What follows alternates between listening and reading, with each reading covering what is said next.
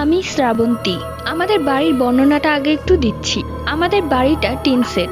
আমি এবং আমার চাচারা মিলে আমরা যৌথ ফ্যামিলি। আমাদের কারো ঘরে অ্যাটাচ বাথরুম নেই। উঠোনে দুটো বাথরুম আছে, একটা চাচারা ব্যবহার করে এবং একটা আমরা ব্যবহার করি। এবং উঠানের আরেক পাশে আছে রান্নাঘর। কিছুটা দূরে আছে একটা চাপকল, সেখান থেকেই পানি আনা হতো। তো যাই হোক, রাত 2টার দিকে আমার বাথরুমে যাওয়ার প্রয়োজন হয়। ছোটবেলায় মাকে সাথে করে নিয়ে বাথরুমে যেতাম, কিন্তু এখন যেহেতু বড় হয়ে গিয়েছি তাই একা একাই যাই। বাড়ির উঠোনে লাইট জ্বলছে তাই আমার অত ভয় করছে না। আমি উঠে টয়লেটে গেলাম। টয়লেটে বসে আমি শুনছি যে অনেক তুমুল ঝড় হচ্ছে।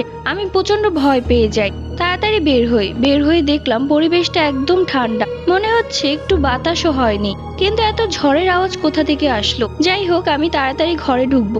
ঠিক সেই মুহূর্তে পেছন থেকে আমার নাম ধরে কেউ ডাক দেয়। আমি পেছনে ঘুরে তাকিয়ে দেখি কালো একটি অবয়ব। আমি আর কিছুই বলতে পারি না, সেখানে অজ্ঞান হয়ে পড়ে যাই।